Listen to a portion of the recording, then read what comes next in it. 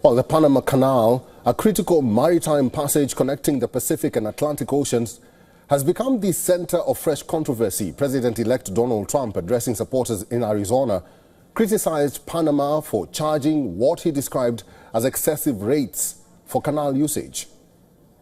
The United States is the #1 user of the Panama Canal, with over 72% of all transits heading to or from U.S. ports. Think of that. So we built it. We're the ones that use it.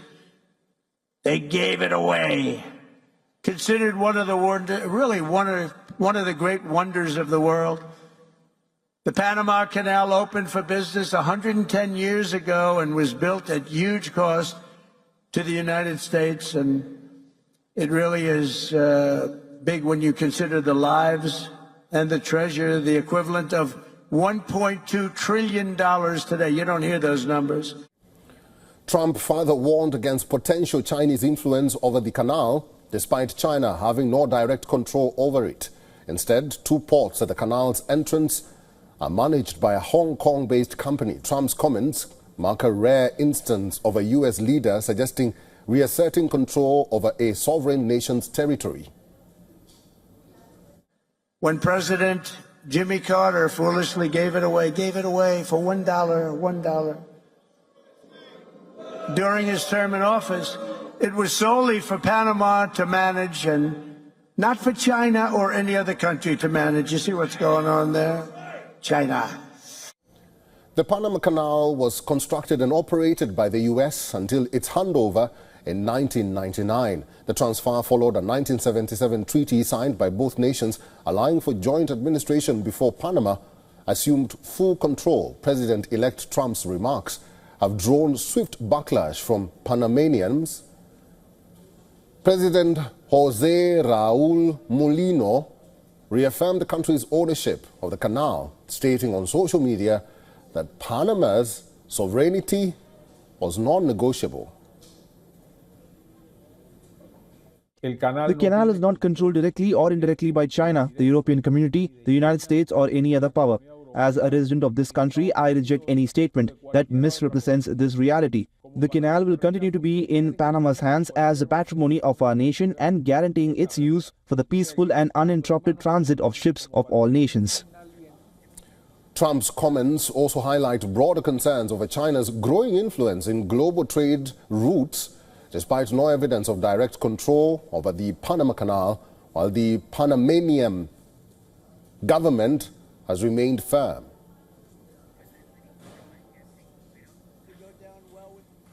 John Potts is a professor of political science at Northeastern University. He is now joining us from Boston. Professor Potts, welcome to Race to Power, and it's good to have you with us.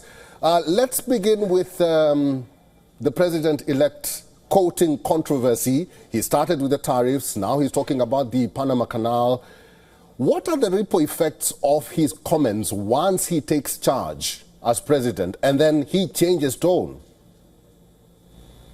Well, I think he operates from a kind of a politics of what I think of as confrontation, and he's likes to speak out publicly about things he would like to get, and in the case of the Panama Canal, makes threats about it, and in order to try to strengthen his bargaining position. I think ultimately what he wants to do there primarily, I think, is to get them to lower the fees for American shipping that goes through there. So he says they're too high. And this is his way of trying to put that on the bargaining table. Professor, what do you make of Trump's comments way before he is inaugurated as president? Because he has been making some controversial comments in the past, some including, or he's mentioning China over time, and now he's mentioning Canada, now he's mentioning Panama. What do you think this will have on his leadership when he becomes president? Well, I come back to my comment. His style, whether it's internationally or domestically, is to put forward his positions, and he does it in a confrontational way. He's a transactional person, looking for to cut deals. I mean, he came out of the business community, and that's what he did as a property owner, purchasing property, et cetera, to cut deals. And that's what politics is to him. is making deals with your opponents and coming out on the upper end. Professor, let's talk about what everyone is talking about, and that is Elon Musk.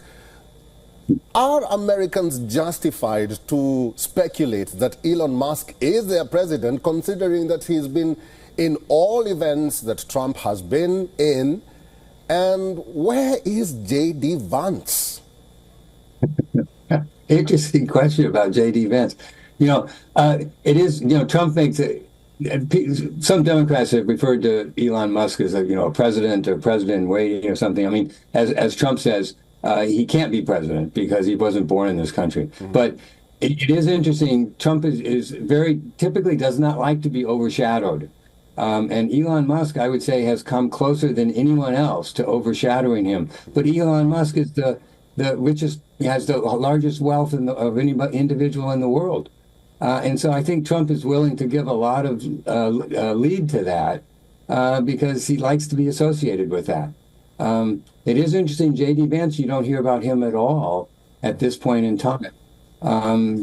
He's staying behind the scenes, and how active he is unclear. Him staying behind the scenes, don't you think that is a problem? Because we've not seen J.D. Vance for a while now. Well, I don't know if it's a problem. I mean, vice presidents, their only role is to do what the president wants them to do. And J.D. Vance doesn't have a lot of political experience. He was in the U.S. Senate for a short period of time prior to this. And I think he's, he doesn't have the same kind of style that Trump does. And I think Trump wants to be on the center stage at this point. There will be times, I'm sure, once the administration starts, when Vance will take a more significant role. All right. Professor John Potts, thank you very much for your time. We'll have to leave it there. Okay, thank you. For all the latest news, download the WION app and subscribe to our YouTube channel.